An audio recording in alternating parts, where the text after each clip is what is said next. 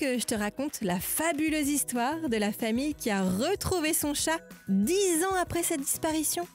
Ok, mais par contre, moi, je ne raconte mes histoires qu'aux enfants qui se lavent les dents. Donc attrape ta brosse à dents, ton dentifrice, et tu frottes. Et jusqu'à ce que l'histoire soit terminée.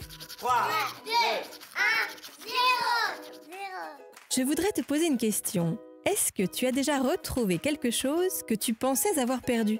Par exemple, la carte Dracofeu de ta collection Pokémon qui s'était en fait glissée sous le lit, ou la petite pièce de ton super vaisseau Lego qui avait été avalé par l'aspirateur.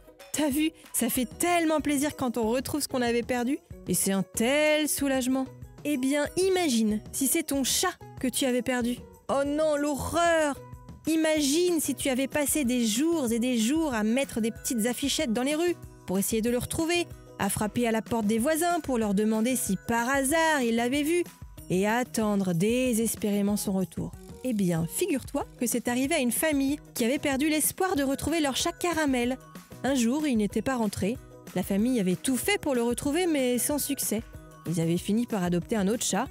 Et puis 10 ans après, Caramel a été retrouvé. Tu veux connaître la suite de l'histoire? Ok. Mais avant, j'ai une petite question à te poser. Est-ce que tu savais que nous avons des dents qui s'appellent des dents de sagesse? C'est drôle comme nom, hein? En fait, c'est la 3e molaire qui se trouve tout au fond de la bouche. En général, on en a 4 des dents de sagesse, mais certaines personnes n'en ont que 2 et d'autres pas du tout. Si tu essaies de toucher dans le fond de ta bouche, tu n'en trouveras pas, car elles sortent à l'âge adulte. Mais souvent, on se les fait enlever avant, car ils ne servent à rien et risquent en sortant de déplacer les autres dents et de te créer des problèmes. Pour en revenir au chat Caramel, un joli chat blanc et beige clair, vraiment mignon, il a été retrouvé par des membres d'une association de défense des animaux. Ils ont réussi à l'attraper, l'ont ramené au refuge, et là, ils ont découvert que le chat avait une puce. Tu sais, c'est comme une puce de téléphone, mais en plus petit, que l'on glisse sous la peau des chats ou des chiens. Ça permet de les identifier. Il suffit de scanner la puce, comme les articles au supermarché, pour avoir plein de renseignements sur l'animal, comme le nom, l'adresse et le numéro de téléphone des propriétaires. C'est comme ça que la famille de Caramel a reçu un coup de téléphone lui annonçant que leur chat avait été retrouvé. Ils n'en revenaient pas. Tu te rends compte? Ils avaient cherché leur chat pendant 10 ans. Et ils pensaient même qu'il lui était arrivé malheur. Et en fait, pendant tout ce temps, Caramel se trouvait à 15 km de leur maison. On ne sait pas ce que Caramel a fait pendant 10 ans. Mais maintenant, il a retrouvé sa maison, sa famille, et s'est même fait un nouveau copain, le chat que la famille a adopté pendant son absence. Tout est bien qui finit bien.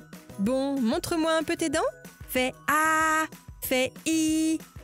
C'est pas mal ça, bien blanche comme il faut. Tant pis pour vous les caries. Allez, maintenant, au lit. Je vais pas aller me coucher. Retrouvez les épisodes des Dents et Dodo sur le site et l'application BFM TV et sur toutes les plateformes de streaming. Si cet épisode vous a plu, n'hésitez pas à lui donner une note, à vous abonner à la playlist et surtout à en parler autour de vous. C'est un podcast BFM TV.